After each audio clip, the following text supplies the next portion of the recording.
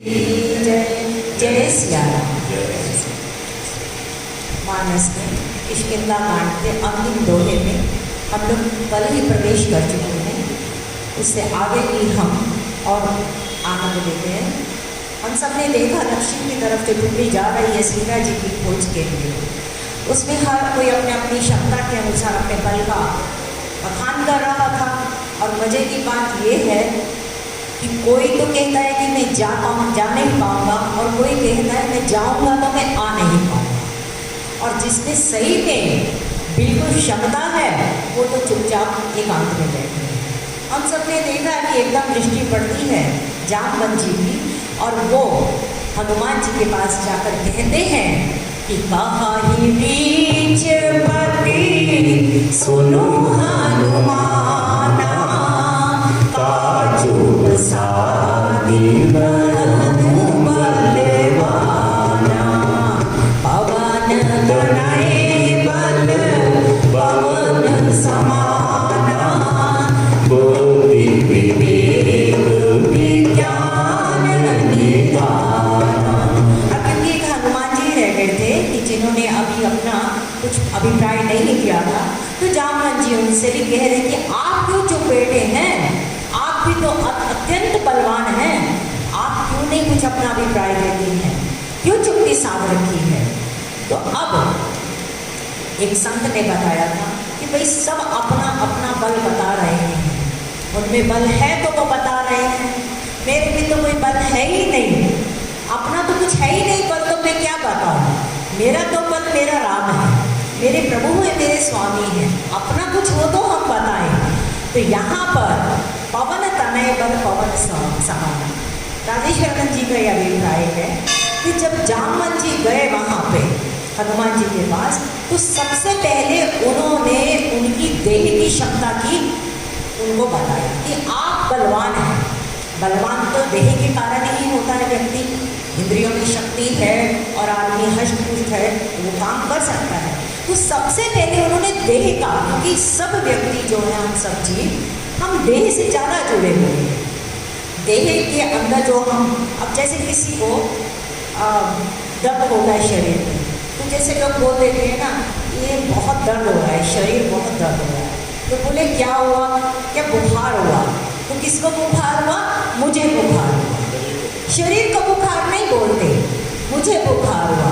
हम लोगों ने मैं इतना देह के साथ आत्मसात किया हुआ है। तो राजेश्वरानंद जी कहते हैं कि जैसे किसी के घर जाओ, उसके यहाँ 4 कमरे हैं, और वहाँ जाकर वो अंदर प्रवेश करें और कहें कि जी पता नहीं वो कहाँ किस कमरे में सो रहे हैं, आप ही जाके देख लो। तो एक कमरे का दरवाज़ा खटकाएंगे, अगर वहाँ नहीं मिले तो दूसरे दरवाज़ा खटकाएंगे, तीसरा कमरा देखेंगे, तो जहाँ व्यक्ति सोया होगा या होगा वहीं पर ही तो मिलेगा। तो जामवंत जी ने सबसे पहले हनुमान जी को उनकी देह के लिए कि हनुमान जी इस समय एकांत में बैठे हैं, तो क्या ये देह में स्थित है। बलवान कहने से अब हनुमान जी ने कोई अभिप्राय नहीं दिया, वो बिल्कुल चुपचाप बैठे। तो हम जामवंत जी समझ गए कि देह में स्थित नहीं है, क्योंकि जीव को 2 ही चीज़ें फंसा रही हैं, एक अहमता और एक ममता। देह में हमेशा अहमता होती है, मैं, मेरा शरीर, मैं अब बलवान, ये सब जो है देह के लक्षण हैं। तो जो व्यक्ति देह में स्थित रहता है, उसको घमंड होता है, तो वो अहमता में जीता है। लेकिन मेरा परिवार, मेरे बच्चे, मेरा मकान, मेरी पदवी, ये सब जो है ये होती है ममता। एक अहमता अपने लिए होती है, अहंकार होता है, अपने को व्यक्ति को रूप का अहंकार है, ज्ञान का अहंकार है, बल का अपने का अहंकार है, तो वो अहमता होती है। और एक होती है ममता, जिसको कहते हैं गेह। ये शास्त्रीय शब्द है, एक देह और एक गेह। तो हनुमान जी को सबसे पहले जामवंत जी ने पूछा कि आप बलवान हैं, आप क्यों चुप बैठे। हनुमान जी बिल्कुल चुप है, कोई अभिप्राय नहीं दे रहे। तो जामवंत जी समझ गए कि तो देह में तो स्थित नहीं है। फिर उसके बाद उन्होंने कहा पवन तनय बल पवन समाना। अब पवन तनय का मतलब क्या है, आपके जो पिताजी हैं उनके समान आपका बल है। मैंने गए। अब संबंध का उन्होंने वो हवाला दिया, तो मैंने गए। हनुमान जी तब भी बिल्कुल चुप बैठे हैं और कोई अभिप्राय नहीं दे रहे हैं। जामवंत जी समझ गए कि हनुमान जी ना देह में स्थित है और ना गेह में स्थित है। और फिर जैसे ही कहते राम काज लगी तब अवतारा, सुनत भयो पर्वता पारा। जैसे ही उन्होंने याद दिलाया कि आपका जो जन्म हुआ है वो तो राम काज के लिए हुआ है, उसी समय एकदम हनुमान जी अपनी शक्तियों के समय जागृत हो गए। तो हनुमान जी ना देह में स्थित हैं ना गेह में स्थित हैं, वो तो राम के नेह में स्थित है। ये राजवेश्वरानंद जी का अभिप्राय, ये प्रसाद है जो आपको सब बांटा जा रहा है। तो वहां पर वो स्मरण में बैठे हैं तो राम के स्मरण में बैठे। अब जामवंत जी को कहते हैं कि पवन के तने और जैसे पवन का बल है, आज हम शाम को देख लिया कि पवन का क्या वेग होता है और क्या उसकी शक्ति है। मुझे बड़े वो आ रहा था कि आज ही पवन तने का यहाँ पे प्रसंग चलना है और पहले ही पवन देव ने अपनी शक्ति भी दिखा दी है कि क्या कर सकता हूँ मैं, क्या नहीं कर सकता है। तो ओले भी डालती है क्या जवाब। तो यहाँ पे उनके पवन तने मैंने उनके संबंध का बताया और ये भी बताया कि आप बुद्धिमान भी हो, विवेक भी आप में है और आप विज्ञान के निधान हैं। अब किसी में अकल तो नहीं है और बल हो जाए तो क्या होगा। मान लो किसी में बहुत बल है और अकल का वो यूज़ नहीं कर रहा और किसी को मारना शुरू कर दे, तो या तो वो हॉस्पिटल में जाएगा और या वो जेल में जाएगा। तो यहाँ पर लंका में जब जाना है तो किसी ऐसे का काम तो नहीं चलने वाला ना, जिसकी बुद्धि भी हो, जिसमें विवेक भी हो कि किस समय कैसी बात करनी है, वो भी होना चाहिए, वरना तो जाकर वहाँ पे फंसने वाला काम हो जाएगा। तो पवन सुत हनुमान को जामवंत जी उनकी क्षमताओं के बारे में बता रहे हैं कि आप अपने पिता के समान बुद्धिमान है, विवेकवान है, बलवान है और पवन सुकाज कठिन जग माही जो नहीं होई तात तुमका। तुमसे कौन सा ऐसा संसार का काज है वो नहीं हो सकता। हनुमान जी हम सब जानते हैं शाप के कारण अपनी क्षमताओं को भूले बैठे थे और ऐसे ही हम सब भी तो अपनी क्षमताओं को भूले ही बैठे हैं। तो यहाँ पर फिर जब उन्होंने बोला राम काज लगी तब अवतार। अब हनुमान जी के जन्म की कथा जामवंत जी थोड़ा सुनाते हैं, जिसमें हमने कल कथा को विश्राम दिया था। तो हनुमान जी का जो जन्म बताया जाता है, पुंजिका स्थल एक अप्सरा इंद्र के दरबार में सबसे सर्वोपरि वो सुंदरी अप्सरा थी और उसका बड़ा ही नाम था, अत्यंत सुंदरी थी वो। दो तरह की कहानी आती है कि एक बार दुर्वासा ऋषि स्वर्ग में गए और वहाँ इंद्र से कुछ वार्तालाप कर रहे हैं और उसी समय ये जो पुंजिक स्थल जो अप्सरा है इसने कुछ अविवेक किया। तो दुर्वासा ऋषि ने इसको श्राप दिया कि तू वानर योनि में चले जा। और एक कथा ऐसी आती है कि क्योंकि ये बहुत चंचल वृत्ति की थी लेकिन अत्यंत सुंदर थी, तो ये इंद्र की बहुत मतलब जिसको कहते हैं चहेती भी थी। तो वहाँ ऋषियों के ऊपर कभी भी कोई फल फेंक देना चंचल वृत्ति के अनुसार उसका आचरण था। तो ऋषि ने उसको श्राप दिया कि तू जा वानर योनि में हो जा। तो दोनों ही रूप में उसको श्राप ही मिला है और श्राप के कारण अब वो बहुत परेशान हो गई। तो उसने माफ़ी मांगी और हम सब जानते हैं ऋषि मुनि तो अत्यंत दयालु स्वभाव के होते हैं। तो उन्होंने कहा कि तू वानर योनि में जाएगी लेकिन तेरी सुंदरता वैसी ही बनी रहेगी और तेरे को वहाँ पर जो पुत्र प्राप्त होगा वो अत्यंत बलवान, धैर्यवान, तेजवान होगा और परमात्मा जब त्रेता युग में आएंगे तो उनके कार्य में वो सहायक होगा। तो ऐसा उसको जब वरदान मिला है तो ऐसा माना जाता है कि एक कुंजर वानर राज थे, उनकी पुत्री के रूप में माँ अंजना का जन्म हुआ। ये जो अंजनी सुन है माँ अंजना का जन्म हुआ और फिर वो इतनी अत्यंत रूपवान और सुंदरी थी तो उनका विवाह केसरी वानर राज केसरी के साथ उनका विवाह हुआ। एक बार वो पर्वत पे मानवीय रूप धारण करके, स्वाभाविक है वो सुंदर तो है ही, और वो पर्वत पे विचरण कर रही है मानवीय रूप धारण करके। एक चीज मैं आपको और खुलासा कर दूं शास्त्रों के आधार पे, जो हम ये वानर रूप रीछ ये सब ऐसा देखते हैं अपने अनुभव से कि जो हमें आज वानर दिखते हैं, ऐसा नहीं है। ये भी एक प्रकार की जातियां होती थी और इनको उपदेवता माना जाता था। ये ऐसे वानर नहीं हैं जो ये हम आज के माहौल में देखते हैं, ये भी एक उच्च स्थिति के उपदेवता थे उस समय के।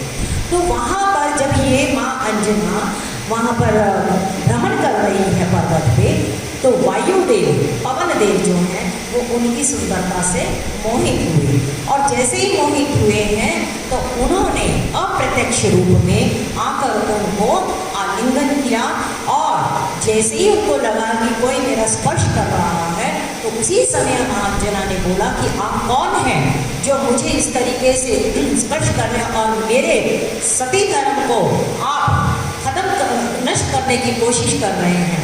तो पवन देव ने बोला कि मैं आपके साथ, आप अत्यंत सुंदर हैं, मेरा आपके प्रति मन आया, लेकिन जो मैंने अप्रत्यक्ष रूप में आपके साथ जो भी आलिंगन किया है, इसका परिणाम ये होगा कि आपके यहाँ पे एक बहुत सुंदर एक संतान होगी, पुत्र होगा, और वो मेरा औरस पुत्र होगा। क्षेत्रज्ञ मतलब मूल तो पति केसरी ही है, लेकिन अंश जो है वो पवन देव का ही रहेगा, तो वो मेरा ही अंश होगा, और अत्यंत सुंदर और धैर्यवान और मेरे ही समान वेगवान वो आपको पुत्र मिलेगा। कहते हैं कि माँ अंजना ने एक गुफा में समय रहते हुए उस हनुमान जी का जन्म हुआ, और जब जन्म हुआ तो कहते हैं कि इतना बलवान थे और इतने मतलब उत्सुक थे कहते कि उन्होंने वहाँ गुफा के बाहर देखा कि ये सूर्य का जो गोला था, उनको लगा ये कोई फल है, और उसके लिए उन्होंने उड़ान भरनी शुरू कर दी। छोटे से बाल हनुमान हैं और उड़ान भर रहे हैं, और कहते हैं ऐसे वाल्मीकि रामायण में कथा आती है कि जब वो 300 योजन पार करके अंतरिक्ष को भी पार करके सूर्य के पास पर पहुंचने लगे, तो इंद्र ने उस समय उनको वज्र का प्रहार किया, और वज्र का प्रहार करने से उनका जो ये बायां हिस्सा है ठोड़ी का, इस ठोड़ी को हनु भी कहते हैं, इस बाएं से की जो ठोड़ी है उस पर वज्र लगा और वो थोड़ा टेढ़ा हो गया, और हनुमान जी क्योंकि बाल स्वरूप में थे वो बेहोश हो गए। जब पवन देव ने देखा कि मेरे पुत्र के साथ इंद्र ने ऐसा किया है, तो पवन देव ने समस्त त्रिलोक में अपना जो प्रसारण था, अपना जो संचरण था वो बंद कर दिया, नाराजगी दिखाई कि मेरे पुत्र के साथ ऐसा व्यवहार जो हुआ। त्राही त्राही मच गई, और हम सब जानते हैं कि बिना वायु के तो कोई जी भी नहीं पाएगा। उसी समय समस्त देवता जो हैं इंद्र को साथ लेकर और ब्रह्मा जी को साथ लेकर वो पवन देव के पास आते हैं और माफ़ी मांगते हैं कि हमसे गलती हुई, और आप इंद्र को भी कहते हैं कि आप ही उनसे माफ़ी मांगो। बल्कि इंद्र ने उनको हनुमान जी को वरदान दिया कि आपकी जो गति है अबाध गति होगी, आप कहीं पे भी चले जा सकते हो, और आप इच्छा पर रहोगे जब आपकी जब होगा मन कि आपको अपना शरीर त्यागना है तभी आप त्यागोगे, वरना आप नहीं त्याग सकते। इच्छा मृत्यु का भी वरदान हनुमान जी को दिया इंद्र ने, और ब्रह्मा जी ने भी कहा कि हे पवन देव, आपका पुत्र इतना मतलब पूरे के पूरे आशीर्वाद हनुमान जी को उस समय मिले हैं कि ये जो थोड़ी जो टेढ़ी हुई है जिसके नाम से उसका हनुमान, हनु का मतलब और मान मैंने जो उसको मारा गया उसका मान मर्दन हुआ इसी से, और पहला भी नाम हनुमान जी का। और हनुमान जी अन्य शास्त्रों में 5 भाई हैं, इनकी 5 भाइयों की केसरी के 5 पुत्र, जिसमें से एक हनुमान जी है। तो हनुमान जी का इतना बल और प्रताप, तो फिर ये कहीं कहीं पर सब भाई मिल के आपस में खेलते रहते थे, तो ऋषियों के साथ ये भी स्वाभाविक कहीं कुछ शरारत कर देते थे। तो फिर ऋषियों ने ये कहा था कि आपकी जो क्षमताएं हैं, जो भी आपके अंदर गुण हैं, वो अभी सुप्त अवस्था में रहेंगे। जब आपको कोई आपकी इन क्षमताओं को याद दिलाएगा तो फिर आपको ये सब चीज़ें याद आ जाएंगी। तो पवन कि ये औरस पुत्र हैं, केसरी जो है वो इनके पिता हैं और अंजना मैया इनकी माँ है। ऐसे हनुमान जी को जब बताया गया कि आपका तो कार्य ही अवतार रूप में राम के कार्य के लिए हुआ है और आप क्यों चुप बैठे और अब समय आ चुका है। हम सब जानते हैं जब पढ़ने के लिए भेजा गया तो सूर्य भगवान के सामने ये गए हैं, तो सूर्य भगवान ने कहा कि मैं तो एक सेकंड के लिए अपनी गति को नहीं रोक सकता हूँ, तो तुम मुझसे किस प्रकार पढ़ पाओगे। पढ़ने के लिए तो सम्मुख होना चाहिए। तो हनुमान जी ने ये कहा था कि मैं उल्टे चलते चलते आप पढ़ाते जाएं और मैं उल्टा चलते चलते आपसे सब सीखूंगा। और इतने प्रसन्न हुए हनुमान जी से सूर्य भगवान, और फिर उन्होंने उनको आशीर्वाद देते हुए कहा कि प्रभु मैं आपको कुछ दक्षिणा भी देना चाहता हूँ। तो उन्होंने ये कहा कि दक्षिणा मेरी यही है कि मेरे अंश से जो सुग्रीव पैदा होगा वानर राज, तुम उसकी हर स्थिति में रक्षा करेंगे और उनके सहायक रहेंगे। इसीलिए हनुमान जी बिल्कुल दृढ़ प्रतिज्ञ हैं, सुग्रीव के साथ ही रहते हैं। और आप ये देखें मानस के न्याय में कि सती को भी भ्रम हुआ है। राम जिस समय दंडकारण्य में वहां जा रहे हैं तो उस समय भी सीता जी साथ नहीं है, ठीक है। और सुग्रीव ने जब देखा ऋषिमुख पर्वत से तो भी सीता जी साथ नहीं है, वहां पे भी राम लक्ष्मण। सती को भी वहां पर भ्रम हुआ राम को देखकर, सुग्रीव को भी भ्रम हुआ राम को देखकर। ये है मानस के न्याय में संत कहते हैं कि जब भक्ति नहीं रहेगी तो अकेले परमात्मा को देखकर बड़े बड़े भ्रमित हो जाते। लेकिन हम सती की यात्रा में देखें तो सती का पतन होता है उस जन्म में, लेकिन सुग्रीव का पतन नहीं होता, क्योंकि सुग्रीव का एक ही था कि वो हनुमंत लाल जी के साथ रहेगा। हम कैसे भी हों, अगर हनुमंत लाल जी का संग हमारा बना रहेगा तो उसके बाद तो हमें कोई चिंता की बात नहीं है। तो जामवंत जी को यहाँ पर जामवंत जी ने जब उनकी क्षमताओं के बारे में बताया कि जैसे जैसे उनकी क्षमता के बारे में बात हो रही तो आसपास सब वानर है, तो क्या कहते हैं, पवन तनय बलवान की जय बोलो हनुमान की, पवन तनय बलवान की जय बोलो हनुमान की, जय बोलो हनुमान की। और जैसे जैसे उनकी क्षमताओं की बात आ रही है, गोस्वामी जी कहते हैं सुनते ही भयो बढ़ते जा रहे हैं और देखते देखते देखते देखते कहाँ अभी तो सिंधु तट पे थे और इतना आकार हो गया कि उनको देखा नहीं जा रहा है कि कहाँ। वाल्मीकि रामायण में बहुत सुंदर उनका वर्णन दिया है। और फिर गोस्वामी जी उनके उस रूप का वर्णन करते हुए क्या कहते हैं,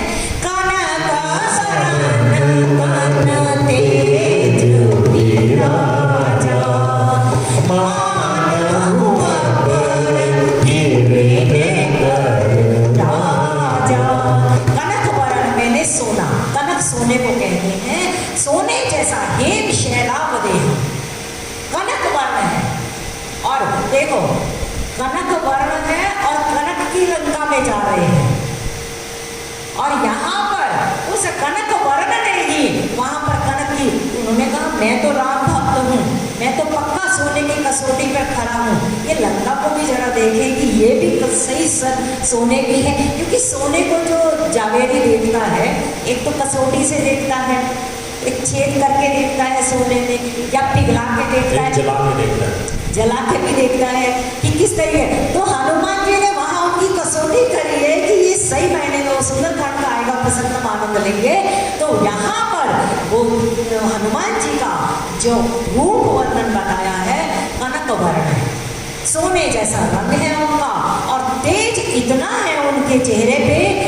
वाल्मीकि रामायण में लिखा है कि जिस तरह अग्नि की पूरी ज्वालाएं फैल रही हो, इस तरीके से उनके चेहरे से तेज निकल रहा। और वो समझ कहते हैं कि मानव अपर गिरिधर राजा, पर्वतों का राजा सुमेरु पर्वत है, मानो कि ये दूसरा पर्वत यहाँ पर सुमेरु जैसा वहां पर खड़ा हो चुका है और एकदम सुनहरा सुनहरा वहां पर पूरा आकाश आच्छादित हो गया है।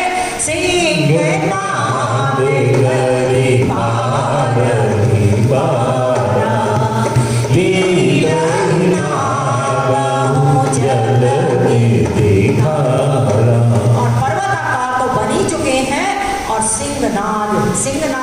गर्जना, शेर की जैसे गर्जना होती है, ऐसी गर्जना करके बार बार गर्जना कर रहे हैं। और ये गर्जना इसलिए भी की जा रही है कि जितने वहाँ वानर भालू सब बैठे थे, इस समय सब नीले से हो रखे थे, लेकिन उनको यह सांत्वना हो गई कि कोई एक हम में है जो इस कार्य को कर पाएगा।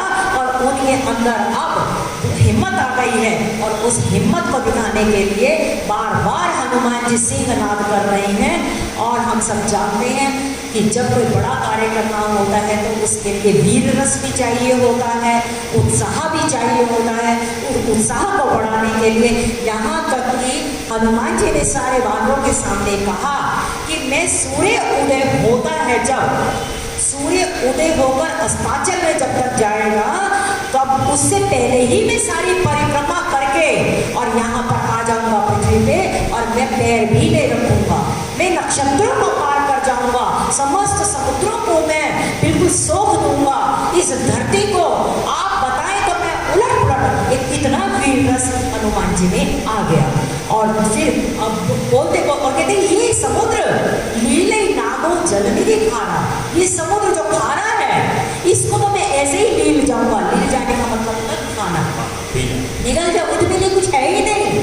मैं तो यहाँ अंतरिक्ष तक में आप कहो तो जो असंभव है वो मैं संभव कर सकता हूँ। तो स्वामी जी कहते हैं कि जैसे गुफा के अंदर कोई सोया हुआ शेर अंगड़ाई लेता है और हिलता है, ऐसे हनुमान जी का जब बल उनका प्रभाव बताया गया तो ऐसी जब अंगड़ाई लेकर और हनुमान जी खड़े हो रहे हैं, और उसका वर्णन इतना सुंदर वानरों ने जय जयकार करनी शुरू कर दी। और फिर हनुमान जी रुक नहीं रहे हैं क्योंकि उनमें वीर रस जागृत हो चुका है। सहित समाये रावण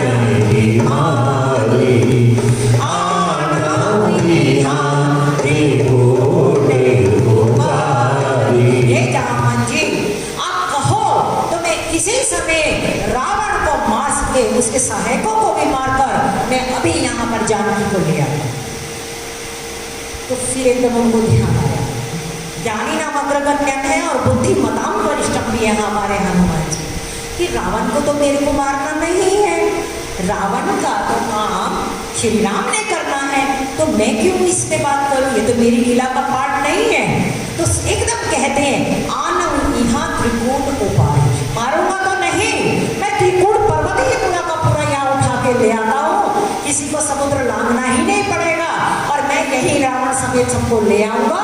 और उलट पुलट करके तो जामवंत जी ने उसी समय कहा, महाराज क्या कर रहे हो, थोड़ा सा तो समझो, वहाँ हमारी जानकी भी बैठी है, आपने कुछ ऐसा वैसा कर दिया और हमारी जानकी को कुछ हो गया तो फिर हम क्या करेंगे, वो तो बिल्कुल कोमलांगी है। तो फिर क्या कहते हैं,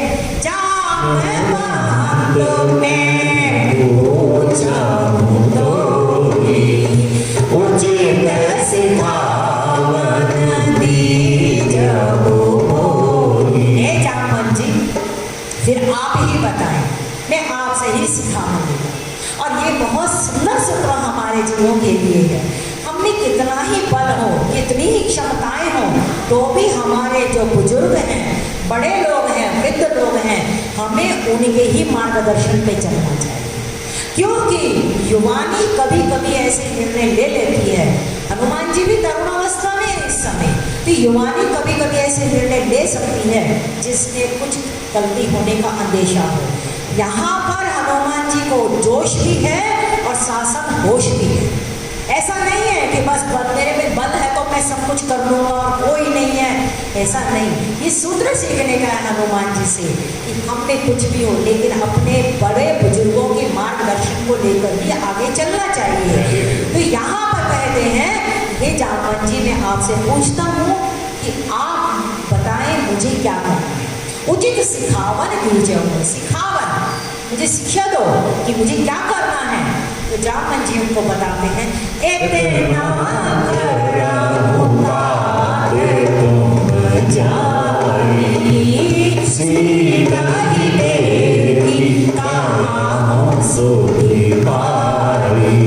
हनुमान जी आप सिर्फ इतना ही काम करो कि आप इस समुद्र को लांघ के सीता को देखकर और उनकी सुधी जो है, उनकी खबर आप यहाँ पर ले।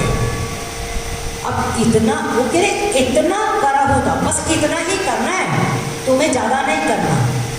बोले ठीक है, आपने जो कहा हम मानेंगे।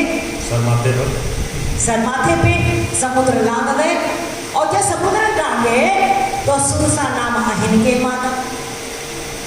अब वो वहां मिली जब सबसे पहले, तो क्या कहती है, राम काज सब करे हो तुम मन बुद्धि निधान।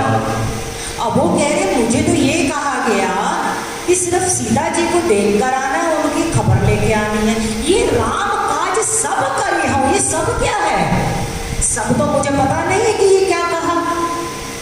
अब उसके बाद लंकनी मिली, लंकनी ने भी यही बात बोल दी, प्रपीसी नगर कीजे सब काज।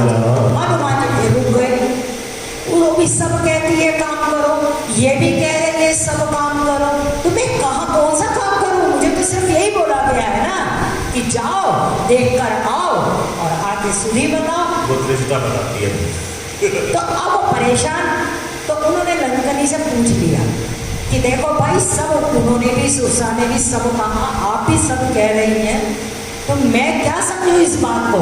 बोले हमसे मत पूछो, प्रपीसी नगर कीजे सब काजा, हृदय राखी कौशल गुर राजा।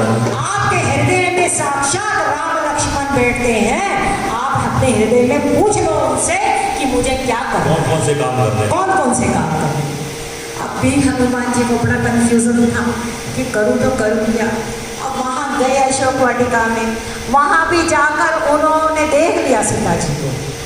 हम सब जानते हैं कि सबसे पहले माँ के दर्शन कर लिया उन्होंने भक्तों की ओट में। अब दर्शन तो हो गए, खबर भी पता लग गई कि रावण कैसे उनके साथ व्यवहार कर रहा है। अब क्या करना है? अब ये सब काज क्या है? अब परेशान कि सब काज क्या होगा। तो उसी समय त्रिजटा बोलती है, सपने लंका जारी, जादूदान सेना सब मारी। अरे सब में ये काम था, सेना को मारना, सेना को भी मारना है और लंका को भी जला के आना है। ये काम तो मुझे बताया ही नहीं गया, इसका मतलब ये काम बाद में ऐड करा गया है। तो उस समय हम सब जानते हैं कि जाकर उन्होंने पहले तो बगिया को उजाड़ा, पहले बगिया को उजाड़ा, फिर अक्षय कुमार को भी मारा, फिर उसके बाद वहां गया लंका को जलाया। लेकिन जब वापिस आते हैं, ये सब सुंदरकांड में आएगा तब आनंद और लेंगे कि वहां पर जब वापिस आते हैं तो ये नहीं बता रहे कि मैंने पहले बगिया उखाड़ी है, वहां पहले कहते हैं कि मैंने लंका जलाई। बहुत सुंदर प्रसंग है वो प्रसंग को, फिर जब सुंदरकांड चलेगा तब हम बताएंगे उस प्रसंग को, हनुमान जी की लीला को। तो यहाँ पर इतने इस समय जोश में आ चुके हैं हनुमान जी और राम काज के लिए इतने आतुर हैं और कहते हैं कि हे जामवन जी, आपने जो मुझे बोला है मैं बस वही करके आऊँगा। तब निज पूजे बल राजीव नैना, कौतुक लागी संग कपि सेना।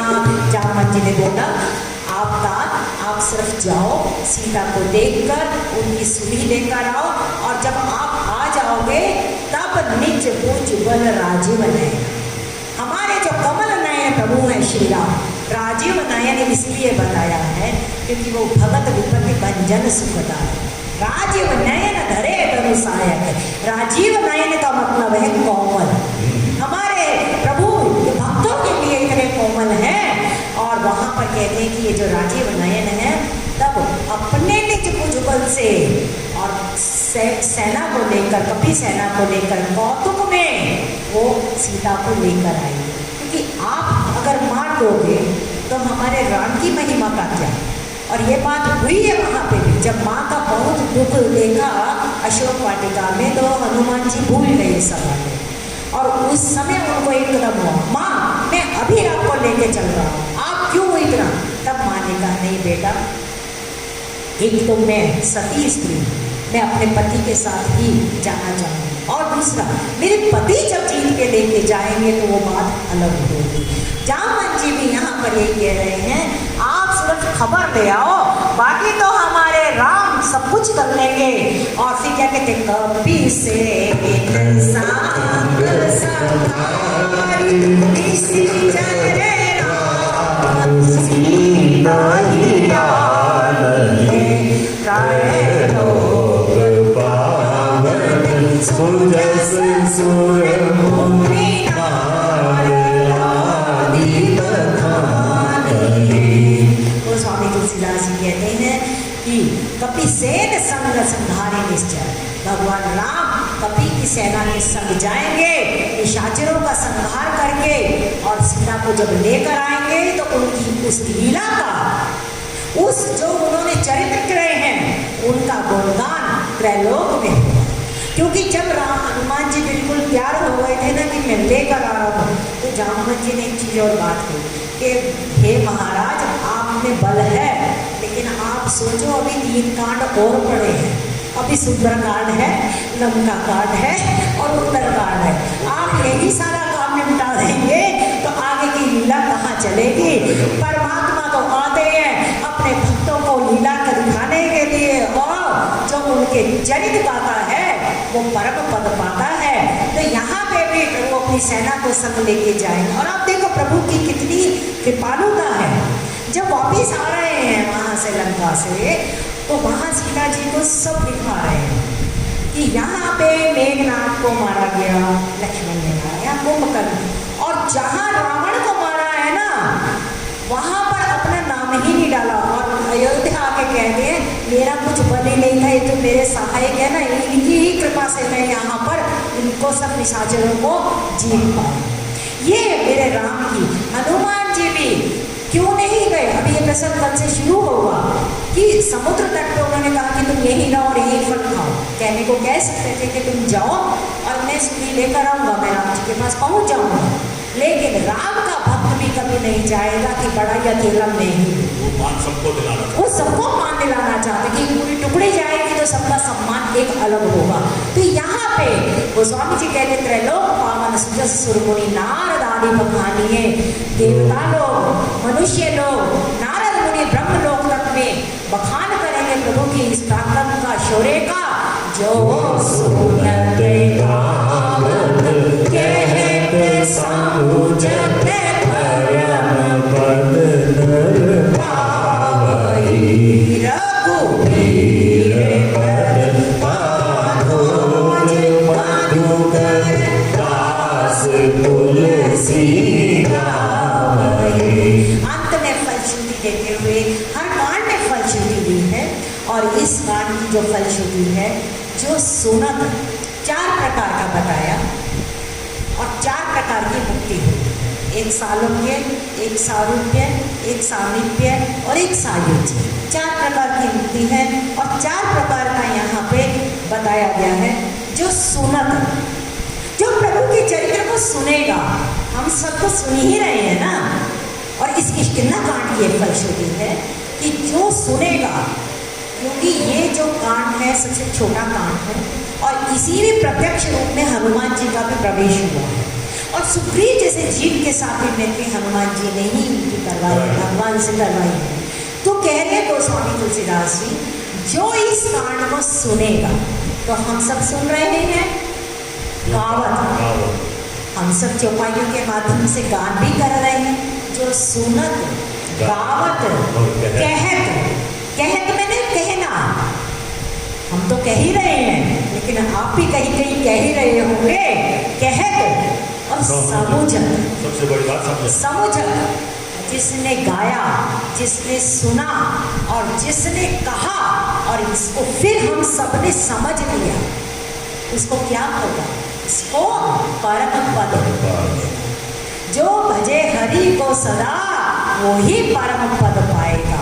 और जीव के जीवन लेने की धन्यता यही है कि जीते जी उसको परमात्मा का परम पद संसार के पद मिले ये कोई बहुत बड़ी बात नहीं है, परमात्मा के चरणों का हमें परम पद मिल जाए ये जीव की धन्यता है। वो स्वामी जी कहते हैं रघुवीर पद पाथोज, पाथोज का मतलब होता है कमल। रघुवीर के चरण कमलों का ये तुलसीदास भंवरा है। जैसे कमल के ऊपर भंवरा मंडराता रहता है और वहां से रस ग्रहण कर करके आनंद लेता रहता है, ऐसे ही ये दास तुलसी जो है ये भगवान के चरित्र को गाकर आनंद लेकर उसी रस में मग्न रहते हैं। भवभेषज रघुनाथ जस सुनहि जिनहि अरुणार, दीन कर सकल मनोरथ सिद्ध करहि त्रिशिरार। त्रिशिरार मैंने त्रिशिरा, जो त्रिशिरा राक्षस था उसके जो शत्रु हैं वो श्री राम हैं। त्रिपुरारी अलग हैं, त्रिशिरारी अलग हैं। तो त्रिशिरा के जो दुश्मन हरि हैं श्री राम, उनके लिए कहते हैं भव भेषज रघुनाथ। इस संसार रूपी रोग से अगर हमें बचना है तो भेषज कहते हैं दवाई को, औषधि को। औषधि लिक्विड रूप में भी होती है, वटी के रूप में भी होती है। तो कहते हैं कि ये जो भव भेषज है ये संसार के रोग की ये मूरी है, ये औषधि है। भव भेषज रघुनाथ जस सुने ही जन, और जो सुनेगा, यहाँ अंत में सुनने की महिमा बताई, क्योंकि प्रथम भगति संतन कर संगा, संतन के संग रहेंगे तो कुछ सुनने को मिलेगा। भागवत में भी श्रवण पहली भक्ति बताई गई, पहले तो सुनना ही होता है। श्रवण सुजस सुनियायो रघुवंदन भवभीर, त्राहि त्राहि आरति हरण शरण सुखद रघुवीर। तो इस कांड के लिए भी गोस्वामी जी कहते हैं कोई भी नर कोई भी नारी अगर इस संसार रूपी रोग से अपने को बचाना चाहता है तो इस कांड को औषधि रूप में वो सेवन करे और फिर उसका क्या होगा, तिनकर सकल मनोरथ, जितने भी उसके मन के मनोरथ हैं वो सब भगवान राम उसके सिद्ध करेंगे। देखो भाई हमारे यहाँ सिद्धियाँ बनाए, अष्ट सिद्धि नवनिधि के बाद, पर बापू कहते हैं कि सिद्ध से भी ज़्यादा शुद्ध होना बहुत जरूरी है। सिद्धि तो मिल जाएगी, जितने आप अनुष्ठान करो, अपने मन को आप थोड़ा कंट्रोल करो, सिद्धि मिल जाएगी। प्रसंग एक आता है, बुढ़िया बाबा थे, उन्होंने कुछ अनुष्ठान किया कुछ समय का और उनको करते करते सिद्धि ऐसी आ गई कि वो दूसरे के मन की बातें जानने लगे।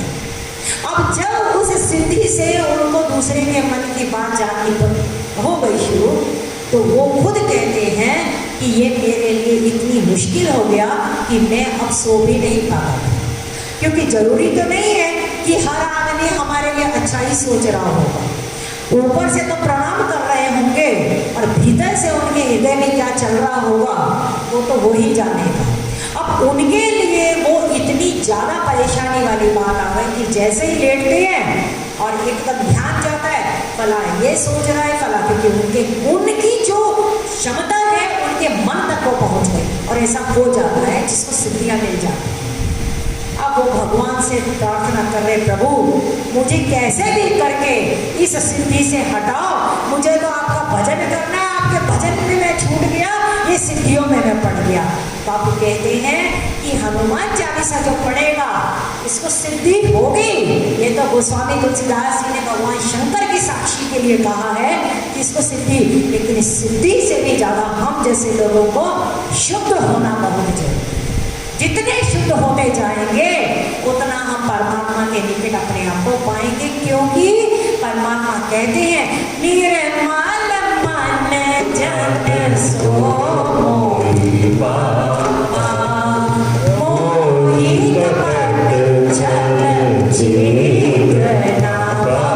वो स्वामी तुलसीदास जी कहते हैं समस्त हमारे मनोरथ सिद्ध होंगे भगवान राम की कृपा से। नीलो बल तन श्याम बापू कोटि शोभा अधिक सुनिए दास गुण गान जासु नाम अवधव बलित।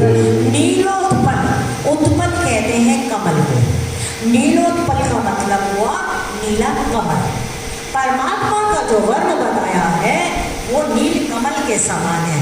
नीलोत्पल तन श्याम, जिनका नीले कमल के समान श्याम शरीर है और काम कोटि शोभा अधिक, करोड़ों करोड़ों काम देवों से भी जिनकी अधिक शोभा है, ऐसे मेरे प्रभु श्री राम का जो नाम है सुनिए तासु गुणग्राम। गुणग्राम मैंने उनकी लीलाएं, उनके गुणों के समूह को जब हम सुनेंगे तो जो हमारे अग खग बदिक, अग मैंने पाप, खग मैंने पक्षी, जैसे पहेलिया आता है और समस्त पक्षियों को बांध देता है, मार देता है, ऐसे ही प्रभु का नाम हमारे समस्त पापों को काट देगा। और अंत में गोस्वामी जी की तो महिमा हमेशा नाम पे ही रही है। नाम जपते रहो ना, प्रेम मुझे मन से कहो राम राम राम श्री राम राम राम श्री राम राम राम। दुख मिटे कष्ट मिटे एक राम नाम श्री राम राम राम श्री राम राम राम। मास्कारायते स्वामी श्राम इति श्रीमद् रामचरितमानसे सकल कलिकलुष विध्वंसने विमल वैराग्य संपादनो नाम चतुर्थ सोपान किष्किंधाकांड समाप्त। श्री सीताराम चंद्रार्पणमस्तु। श्री राम जय राम।